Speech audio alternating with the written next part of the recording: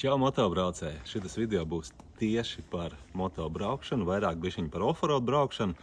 Dažādās grupās, WhatsApp, Facebook un tā tālāk, visās tajās interešu grupās.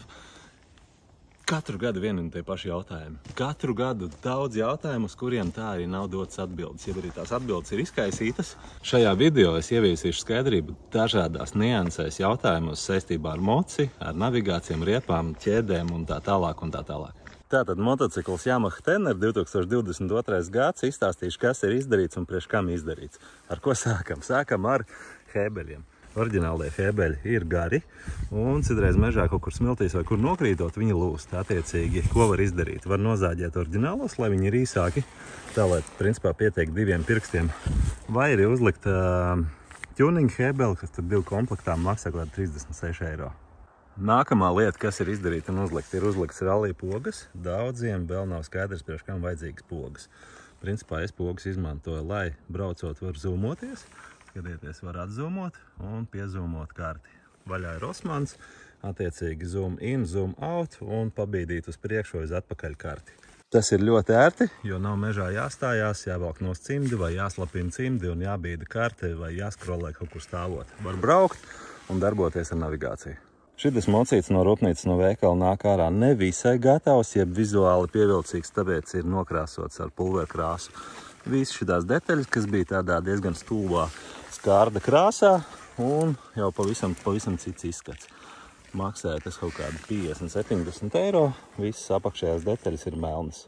Vēl viena lieta, par ko Yamaha nav padomājusi.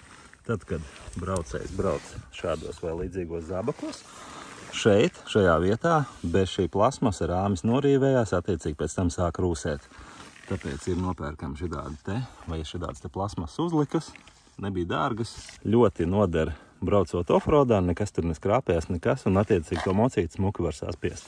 Komplektā obligāti vajag uzlikt šitās te gumijas, jo, kā mēs zinām, braucot pa smiltīm un vēl dažādos posmos mocis ir jāsaspiež. Tāpat ir uzlikta arī luktura aizsardzība, pēc kaut kādiem lieliem lidojušiem akmeņiem, droši vien, kad noder. Pagaidām viss ir ok. Runājot par krešbāriem, jeb dugām, ir vairāka tipa dugas, ir mazākas, lielākas, zemākas. Es izvēlējos pilnās dugas, kā redzat, viņas iet līdz pat lukturim, ja ir kaut kāda frontālā sadursme vai kaut kas tāds, jeb arī nokrītot uz sāniem, pirmā saskarsmes vieta ir šitā te, attiecīgi tev te viss motoram ir ok, nekas tur nelūst, nelocās, tas viss pielocās, un kopējais svars dugām ir 6,5 jeb 6 kg. Tā kā ir baigi ok. Diezgan tautās izcildināta tēma, ar ko mežā braukt, ar ko navigēt, un vispār kā novietot telefonu. Telefons uz moča ir jāliek vertikāli. Tas ir ne tikai no manas pašas pieredzes, bet arī no citiem braucējiem. Jo tad, kad tu brauc horizontāli novietot telefonu, tev tā karte nav tik labi pārskatām. Viss pilnīgi loģiski, tāpēc telefons ir jāliek pēc iespējas augstāk, lai tu kājās braucot vari normāli paskatīties, nevis kaut kur šeit pie bākas uz stūres novietot telefona, bet jo tev telefons būs leņķī, kas ir līdz ar ceļu, jo tas ir labāk.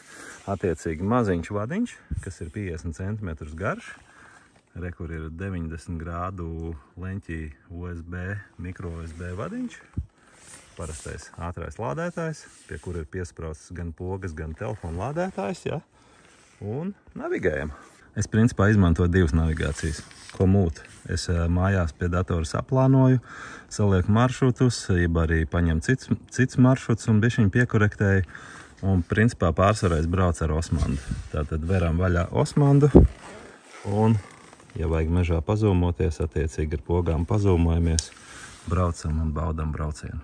Ja gribās braukt un baudīt braucienu ar vienu vai diviem pirkstiem sajūgu spaidīt, uzliekam šitādu te pagarinājumu sajūgam, un attiecīgi tur menedžējot ar hēbelīti, viss būtu patīkamāk un vieglāk. Mega svarīga lieta šitam mociem un arī droši vien kā citiem močiem. Tūlīt mēģināšu nodemonstrēt. Oriģināli šitas stikliņš nav ne bīdāms ne uz augšu, ne uz leju. Attiecīgi viņš ir kaut kur šeit un daudz zemāk, un braucot pa šoseju, tās sajūtas, ka tev vējš nāk iekšā tieši ķiverē, nav baigi ok. Nu, ir pilnīgā pakaļā, es teikšu tā. Tāpēc par 11 eiro nopirkt distanci arī šito problēmu atrisina pilnībā. Izbraucam ārā uz šoseju, stikliņš augšā, pietuvojamies mežam, stikliņš lejā. Ideāli. Mega ideja no mazajiem ķīniešiem. Vējstikla distanceris, tā ir must have lieta. Kā novietot telefonu uz moča? Variet redzēt, šeit ir no 2 daļām. Ir pats telefona turētājs, un tad ir tāds turētājs, kas apņemās riņķītam stienītim, attiecīgi pieliekās klāt pie paša moča. Un ejam riņķī. Un šeit ar vienu šito podziņu var ielikt vai izņemt telefonu, un attiecīgi, kā jau es teicu, telefonam jābūt vertikāli. Protams, var likt arī quadloku, ir ērtāk, ja tev ir viens telefons, bet visi normālajie motobraucēji lieto 2 telefonus. Attiecīgi, šitai telefonā ir otra simkarte, kur maksā 0 eiro mēnesī, un tajā telefonā, kas man rokā, viņš man noder visādiem video, ko papilnē čaļus, kas ir mežā kaut ko darbojās iesprūduši vai kaut kur pa kaut kādiem foršiem takiem laiž. Un man nav jāuztraucās un kaut kādu internetu jāšēro, tā kā viena simkarte, main simkarte zvanīšanai bezlimita internetam ir telefonā, kas man ir rokās, un otra simkarte, kur nemaksā necik, ir moča telefonā, tā kā 2 telefoni. Riepu tēma ir ļoti plaša. Man sākumā stāvēja Pirelli Street, ir ļoti labi ceļošanai, braukšanai par asfaltu, uz asfaltu ļoti labi turās, pēc tam tika uzlikta TKC 80, visiem zināmā. Mežā viņas turās diezgan sūdīgi, ir diezgan bailīgi braukt, tas mocis neuzvedās tā kā vajag. Un beigās es esmu nonācis pie Pirelli MT21, var pa asfaltu normāli pabraukt, jā, bišķiņ skaļa, bet mežā turās ideāli. Var normāli braukt un justies tā kā cilvēks mežā. Runājot par aizmuguri, stāv virsū 5,5 nobraukta Mita 9. Reku var redzēt, kaut kāda pusi riepa nodilus un droši vien vēl kaut kāda 2000 var nobraukt, bet tā kā nāk rudens, tā viņa tiks nomainīta pret Moto Zrāls, bet principā mitiņa ir klusa uz asfalta riepa, mežā viņa slid uz sāniem bišķiņ, bet principā diezgan agresīvi var pabraukt ar 9. Mitu. Ieteikums laikam priekš tiem, kam patīk ceļot, jo viņa uz asfalta neskan, saķeri ir tīri ok, un, kā saka, dilst arī samērīgi. Vai es mitiņu likšu otrais, vēl kādreiz? Laikam jau nē. Pamēģināsim Motozu. Vēl viena maza niansīte. AliExpressā nopērkam ir šāda platā peciņa. Kaut kāda 11 eiro, un tu moci var nolikt jebkur, izņemot kaut kādas tur super pūrubas. Principā nav nekad bijis problēma atstāt kaut kur moci un aiziet, un atgriežoties moci stāv tāpat kā tagad. Runājot par stūras pozīciju, viņa oriģināli ir bišķiņu vairāk uz priekšu guļus.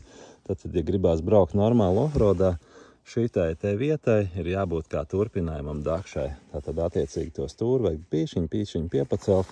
Attiecīgi rokturīši būs nedaudz uz augšu. Varēs braukt ar nedaudz pavērstiem elkoņiem uz augšu, justies forši un attiecīgi arī pabraukt agresīvāk mežā. Runājot par amortizāciju, jā, Yamahai ne tikai ir uzlīmes, kuras es pēc tam uzlīmēju, bet viņai oriģināli ir iekšā kā jābas amortizācija. Augšā viņai regulējās rebounds, jeb atsitiens. Un šeit apakšā, tur izņemot ārā tādu gumijas klucīti ar skrūvgriezni, un tur var pieregulēt compression. Iekšā stāv progresīvās atsperes no 100 līdz 120 kg. Nekad nav bijis problēmas, var arī šito moci uzlikt un atrauties ar abiem ritiņiem no zemes. Un amortizācija salīdzinājumā ar oriģinālo ir krietni labāka. Arī aizmugurē ir uzlikta atspere, kas atbilst braucēju svaram 100 līdz 120 kg. Un izstāstīšu bišķiņu par compression, un apakšā ir rebounds, ko ar skrūvgrieznīti piebeidz. Apakšējais ir no pilna aizvērta atpakaļ 9 klikšķi, augšējais no pilna aizvērta atpakaļ 8 klikšķi. Ir ok, var diezgan forši pa mežiņu pabraukt. Runājot par roku sargiem, oriģinālajā reku bišķi vairāk gadu turās. Jā, plasmasīgi, diezgan tādi flexible, bet kaut kādiem bišķi lielākiem kritieniem vienkārši aiziet uz vienu pusi vai uz otru pusi. Pagaidām nav jēgas mainīt. Hei, ko vēl varētu izstāstīt? Davai pastāstam. Rekur šeit no pannas, oriģināli tur ir caurums. Uz bremžu pedālīti ir novilkt tāda maza trosīte. Tūlīt nodemonstrēšu priekš, kam viņa vajadzīga. Piemēram, tu brauc pa kaut kādu vietu, kur ir daudz kaut kādas zāles, koki vai kaut kas tāds, un tev nekad šajā vietā neiesprūdīs iekšā koks, ot šidā te attiecīgi garā zāle, koka puļķi un vispārēji visi aizies garām pedālītim. Apskati, starp citu, ar šito iziet var. Parunājam par spiedienu riepās, jo bieži vien es dzirdu, ka cilvēki brauc ar to, ko no veikala ir izbraukuši. Un, ja nemaldos, tur pūš iekšā kaut kāda 2,3 atmosfēras. Tātad es savā pāris gadu lielajā pieredzē, braucot pa mežu, esmu secinājis, ka tā 1,4, jeb 1,2 aizmugurē, 1,4 priekšā. Var priekšā arī pumpēt 1,5. Ja kāds ir ļoti drošs, var iepumpēt arī bišķīt mazāk. Bet principā tā es. Ja tāda forša offroadiņa braukt, 1,2, 1,4 bāri. Cilvēki, ja jūs brauciet tā forši, gribat izbaudīt kaut kādas stāciņas, dubļus vai vēl kaut kādas grūtās vietas, nelējiet šitam motociklam pilnu bāku. Brauciet ar saviem 5 litriem uz mežu un viss būs kārtībā. Un ar 4-5 litriem bākā tas mocis sver 200-201 kg un ir forši, diezgan forši vadāms. Pats es braucu ar karbonu ķiverīti no Cerbis un skatieties, runājot par sarunas iekārtu. Man viņi ir piestiprināti šeit, pastāstīšu kāpēc. Negribēju čakarēties un riskēt un stiprināt kaut kādās vietās, kur ir reliefs un viņš īsti neliek klāt. Man jau ir 3. ķivere un visām 3 ķiverēm man kardo jeb saruna iekārta ir piestiprināta šitien te augšā pie nadziņa. Pilnīgi nekāda problēma, ir ļoti ērti menedžēt. Un, ja nu kādam šeit ir pilnīgi gluds, varat līmēt klāt un viss būs štokos. Iekšā 45 mm GBL skairunīši. Ausīs baigi nespiež, jā, varbūt, ka brauc ar pilnu dienu, tad 11 stundas, tad bišķiņ galva nogurs, bet tā pa lielam ir ok. Skaņa laba. Ja kāds vēl joprojām nezina, ar kādu degvielu mocu braukt, ar 98. 95. īsti močos nelēj. Un kas notiek, ja paņem no sēdekli šim mocim? Tas arī ir citiem močiem zem sēdekļa. Jeb arī no sāniem repuļu gaisa filtrs. Un gaisa filtru priekšā es esmu uzlicis šādu te sieviešu zeķīti. Var likt 20 vai 40 den. Tur zeķis blīvums atšķirās, jā. Cik viņā, bet principā to pirmo puteklīti braucot putekļainos apstākļos, viņi paņem uz sevi un tas gaisa filtrs nav tik bieži jāmaina. Runājot par moču dizainu, jeb krāsu, tīri individuāli, man šajā dzīves posmā patīk sarkanais. Kas mums līmē močus? Mums līmē Dekalaps, cik es zinu, un līmē arī Edgars no EA Wrapworks. Vēl ļoti bieži cilvēki jautā, cik bieži jāmaina motociklam eļļa. Braucot normālu offroad, jeb tā, kas dubļi, smiltis un tāds normālais offroadiņš. 2,5 tūkstoši un mainam eļļu nost. Ja braucam smuki pa asfaltu, tur 5-6 ātrums, ceļojam līdz 5000 un mainam nost eļļu. Davai, forši, kad bija kopā, tiekamies nākamais video. Cerams, ka bija noderīgi.